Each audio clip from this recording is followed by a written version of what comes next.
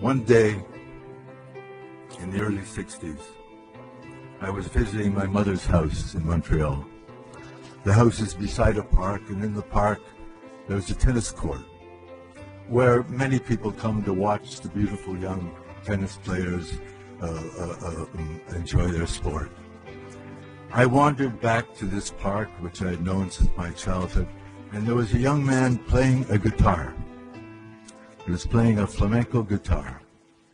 And he was surrounded by 2 or 3 girls and boys who were listening to him.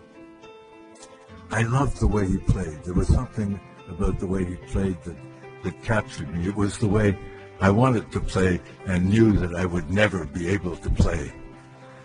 And I sat there with the other listeners for a few moments, and then there was a silence, an appropriate silence. I asked him if he would give me guitar lessons. He was a young man from Spain, and we could only communicate in my broken French and his broken French. He didn't speak English. And he agreed to give me guitar lessons. I pointed to my mother's house, which you could see from the tennis court, and we made an appointment. We settled the price, and he came to my mother's house the next day, and he said, "Let me hear you play something." I tried to play something. He said, "You don't know how to play, do you?" I said, "No, I really don't know how to play." He said, "First of all, let me tune your guitar. It's all out of tune." So he took the guitar and he tuned it. He said, "It's not a bad guitar." It wasn't the Conde, but it wasn't a bad guitar. So he handed it back to me. He said, "Now play." Couldn't play any better. He said, "Let me show you some chords." And he took the guitar and he produced a sound from that guitar that I'd never heard.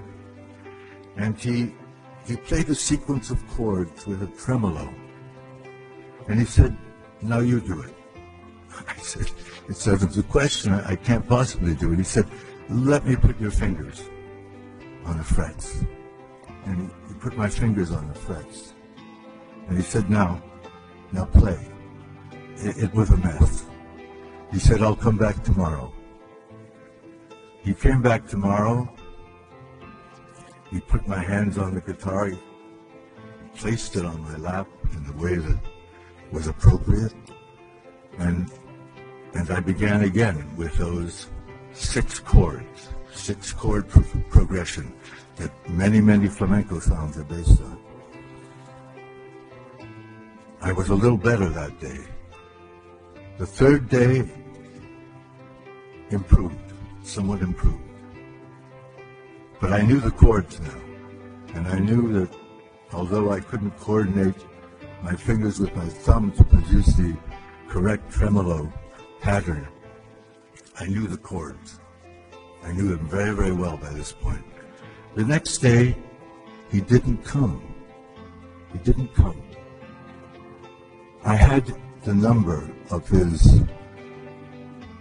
boarding house in Montreal. I phoned to find out why he had missed the appointment, and they told me that he'd taken his life, that he committed suicide. I knew nothing about the man. I did not know what part of Spain he came from. I did not know why he came to Montreal. I did not know why he stayed there. I did not know why he appeared in that tennis court. I did not know why he took his life. I was deeply saddened, of course. But now I disclose something that I've never spoken in public. It was those 6 chords. It was that guitar pattern that has been the basis of all my songs and all my music. So now you will begin to understand the dimensions of the gratitude I have for this country. Everything that you have found favorable in my work comes from this place. Everything that you have found favorable in my songs and my poetry are inspired by this soil. So I thank you so much for the warm hospitality that you have shown my work, because it is really yours, and you have allowed me to affix my signature to the bottom of the page. Thank you so much, ladies and gentlemen.